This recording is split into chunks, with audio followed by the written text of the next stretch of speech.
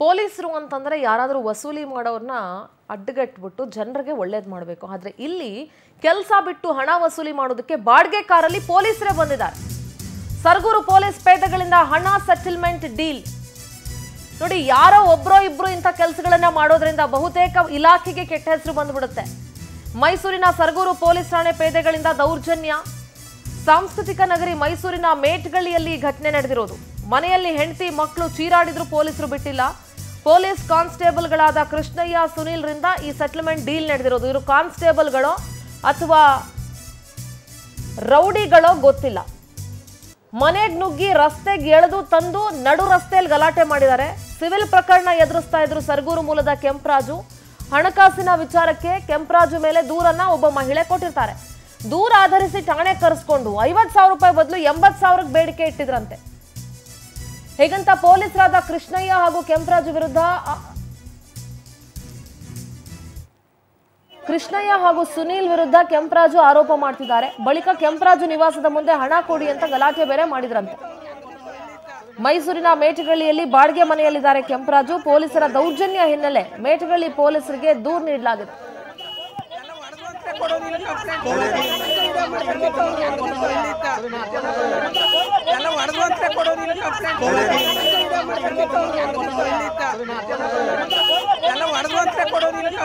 ನಮ್ಮ ಯಜಮಾನ್ರು ನಾವು ಎಲ್ಲ ಮನೇಲಿದ್ದಾಗ ರಾತ್ರಿ 8 ಗಂಟೆಯಲ್ಲಿ ಇಬ್ಬರು ಪೊಲೀಸ್ನವರು ಮತ್ತು ಪಕ್ಕದ ಗ್ರಾಮಸ್ಥ ದಾಸಪ್ಪ ಎಂಬುವರು ಮನೆಗೆ ಬಂದು ನುಗ್ಗಿ ನಮ್ಮ ಯಜಮಾನ್ರನ್ನ ಎಳ್ಕೊಯ್ತಿದ್ರು.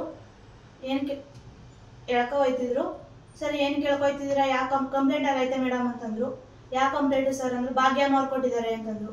ಸರ್ ಕಂಪ್ಲೇಂಟ್ ಕೊಡಿ ಸರ್, ವಾರಂಟ್ ಕೊಡಿ ಸರ್, ನಮ್ಮ ಯಜಮಾನ್ರು ಹೇಳ್ಕೋಬೇಕು ಅಂತೇಳಿ ನಮ್ಮೆಲ್ಲರನ್ನು ಕೇಳೋದಕ್ಕೆ ಏನು ವಾರಂಟಿ ಏನೂ ಇಲ್ಲ ಅಂತ ಹೇಳ್ದಾನೆ ನಮ್ಮ ತಳ್ಳಿ, ನಮ್ಮ ಮಕ್ಕಳು ನಮ್ಮನ್ನು ತಳ್ಳಿ ಗಾಡಿಗೆ ನುಗ್ತಿದ್ರು ಸರ್. ಆಗ ಎಲ್ಲ ಕೂಕೊಂಡಾಗ ಜನಗಳೆಲ್ಲ ಬಂದು ನಮ್ಮ ರಕ್ಷಣೆ ಮಾಡಿದ್ರು.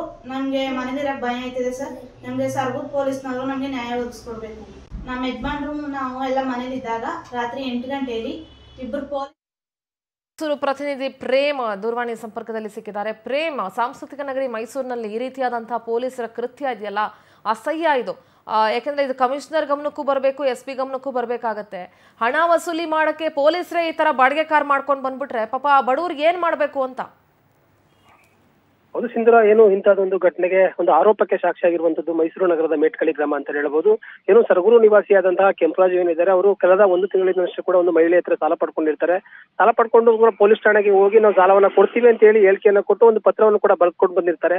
ಅದರಲ್ಲಿ ಇದ್ದಂತಹ ಪೊಲೀಸ್ ಸಿಬ್ಬಂದಿಯಿಂದ ಕೃಷ್ಣಯ್ಯನವರು ಏನಿದ್ದಾರೆ, ಅವರು 50,000 ಹಣ ಕೊಡಬೇಕಾಗುತ್ತೆ, ಆದ್ರೆ ನಮ್ಮ ಹತ್ರ ಬರೀ 80,000 ಹಣ ಕೊಡಬೇಕು ಅಂತ ಹೇಳಿ ಹೆಚ್ಚು ಹಣವನ್ನ ಬರ್ಸ್ಕೊಂಡಿರುವಂತಹ ಆರೋಪ ಕೃಷ್ಣಯ್ಯ ಮೇಲೆ ಇರುವಂತದ್ದು. ಅವರು ತದನಂತರವಾಗಿ ಕೂಡ 2 ದಿನಗಳ ಬಿಟ್ಟು ಅವರು ಏನು ಮೇಟ್ಕಳ್ಳಿ ಒಂದು ವಾಸವಿರ್ತಾರೆ. ಅಂದ್ರೆ ಕೆಂಪರಾಜು ಎಂಬರು ದಂಪತಿಗಳ ಸಮೇತವಾಗಿ ಮಕ್ಕಳು ಎಲ್ಲರೂ ಕೂಡ ವಾಸ ಇರ್ತಾರೆ. ಅಲ್ಲಿರುವಂತಹ ಪೊಲೀಸರು ದೂರು ನೀಡಿದಂತಹ ಮಹಿಳೆಯನ್ನ ಹೊರತುಪಡಿಸಿ ಅವರನ್ನ ಜೊತೆಯಲ್ಲಿದ್ದಂತಹ ಸ್ನೇಹಿತರನ್ನ ಕರೆತಂದು ಇಬ್ಬರು ಪೊಲೀಸರು ಮತ್ತೆ ಅದರ ಸ್ನೇಹಿತ ಏನು ದಾಸಪ್ಪ ಇದ್ದಾನೆ, ಅವರಿಬ್ಬರು ಕೂಡ ಏಕಾಏಕಿ ಮೇಟ್ಗಳಿರುವಂತಹ ಮನೆಗೆ ಬಂದು ದಾಂಧಲೆಯನ್ನ ಮಾಡಿರುವಂತದ್ದು, ದೌರ್ಜನ್ಯ ಮಾಡಿರುವಂತದ್ದು.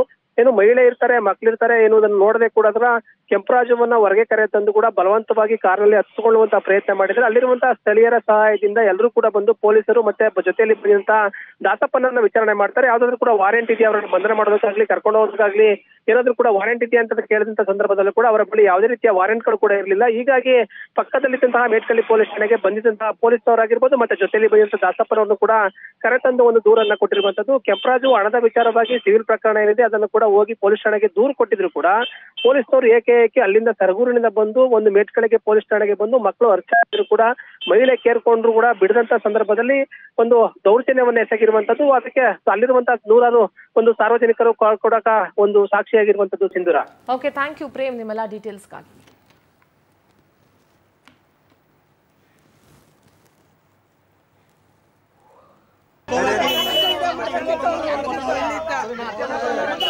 ಎಲ್ಲ